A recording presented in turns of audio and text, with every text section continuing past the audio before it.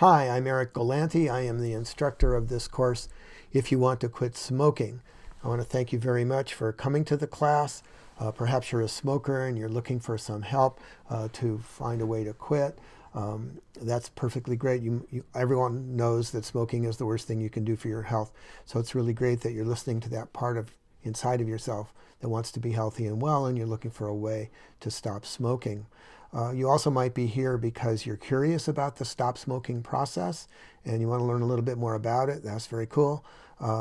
Welcome. And you also might be here because you're not a smoker, but you know someone who is, you care about that person, and you're thinking maybe I can find out a little bit about the process so I can help someone else quit. So all those are three good reasons for coming to this class. I'm a health educator. I'm a professor of health in a college in California. I've been teaching health for a very long time.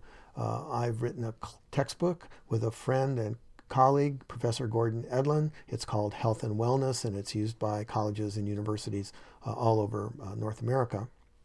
A bunch of years ago, I got certified by the American Lung Association as a smoking cessation counselor so I could help my students stop smoking. And then when I started teaching health online, I adapted that program to an online process, especially for people who are very busy and can't be in the same place at the same time each week to take a class. So what we're going to do here is what I've been doing with students for a very long time. You should also know that the basis of this class is research that's been carried out by doctors and psychologists over the last, say, 40 or 50 years. There's been lots of research on how to help people stop smoking. This research is used in programs that are offered by the Cancer Society, the Heart Association, the Lung Association, the National Institutes of Health, the National Cancer Institute, and even the World Health Organization. What I've done is I was trained in that process, and over the years I've kept up with how research advances. I am a researcher by training. I was a medical biochemist by training and eventually moved on into being a health guy. So I understand research and I understand how to try to bring it to people who aren't researchers, who weren't trained as researchers. So that's the basis of the class. I'm not making any of this up. None of this is my private ideas. We don't do hypnosis. You don't have to buy anything. There's no special foods. Okay, this is basically a research-based course that looks at how to help people become non-smokers for the rest of their lives. And that's what the goal of this class is. To be a non-smoker for the rest of your life, you have to want it.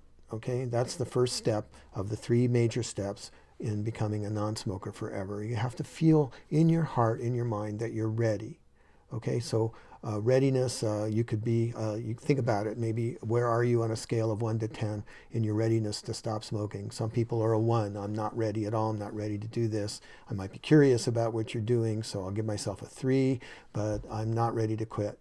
There are some people who are thinking about it, they're almost ready to take the step, but they're not quite sure, but they're thinking about it, and they're pretty sure that it's probably not a good thing for them to smoke. Maybe they're a 5, and there are some people who are an 8 or a 9 or even a 10 who know that they want to be done. In their mind, they're done.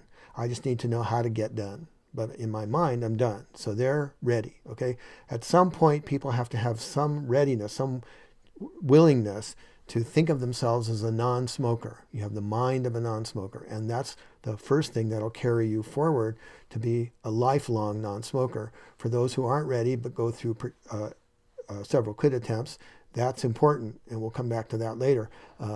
So readiness, very important. The second important thing is a plan. Most of us have the idea that the way you quit smoking is one day you get up, you toss out your cigarettes, you deal with nicotine withdrawal if you have to, and after a couple of weeks you're done. Some people do it that way, but research shows that very few who do it that way maintain a non-smoking existence for a very long time. The reason for that is they haven't done step 1. They don't have the mind of a non-smoker yet. They've quit nicotine addiction by doing that, but what'll happen is sometime in life they'll get an invitation to smoke again. It'll be a very powerful invitation. They might be vulnerable for some reason at that point, and they'll start smoking again. That's very, very common. Smoking is a very difficult habit to break, as you well know. It's not just nicotine addiction. Smoking becomes integrated into people's lifestyles. They have a relationship with smoking that has many positives. Didn't have positives, they wouldn't do it. So there are psychological positives and social positives. And so all these things have to be addressed in order to become a non-smoker for life. So that's why one needs a plan. Then that relates to the third thing you need, which is patience. Okay. I've run into dozens and dozens of people who want to stop smoking, and trying to help them. And they want it yesterday, I mean, I'm done, or I don't want to do this anymore and I want to be done. Okay. And that's great that those people want to be done. It's wonderful that they want to be done. But smoking is a complicated habit. Habits generally, they're called habits because you can't undo them right away. Usually there's some psychological and physical preparation that you have to do to get rid of a habit. So while that's going on, you need patience. You need patience with yourself. Also, what will happen to people, research shows that not everybody who attempts to quit smoking is successful the first time. People do go back. But when they go back to smoking, they should take the information that occurred when they went back and use that to be a basis for a future attempt to quit. When students come to me and they want me to help them stop smoking, but they've tried before and now they're smoking again, I always ask them, think about when you started again. What was going on in your life? What triggered you to pick up a cigarette and start again? And use the information in that to tell you that you're vulnerable or that you were vulnerable. And so in your next time you're quitting, you'll know to be prepared for when that situation happens, and you'll have figured out a way to deal with it when it happens. And so part of the patience required for quitting smoking is also the patience required to face up to the fact that you've gone back to smoking, but that you haven't taken your mind off the ultimate goal, which is to quit. And so you'll use the information in having gone back, or running into an obstacle, as I call it, to find out what you need to do to get to the ultimate goal. This may take months. And for some people, it might take a year or two. And that's where the patience comes in. So you need the mind of a non-smoker. Okay, so you need that. Secondly, you need a plan. And third, you need patience to carry out the plan. This course is designed to help you do all those things. Okay, the course has 7 modules or units. Each unit has within it several steps. Or you can think of them, if you're a college student or been a college student, you can think of the steps as assignments. I like to think of them as steps. I call them steps because the journey, the long journey, always starts with the first step and requires several steps. Okay, so we're going to take it a step at a time. There's about 40 total steps in the course, broken into those 7 modules. Each step I give you in the course. I suggest the amount of time that might be invested for each step. Sometimes it's a day, sometimes it's 2 days. You don't spend the whole day or the whole 2 days doing it. Most of the steps take a very short time. It's just a reading or doing a questionnaire or jotting down some notes. But I want you to think about what that step is and how it relates to your life. That's why I suggest a day or 2 for these, and that's why the course takes 5 or 6 weeks to do.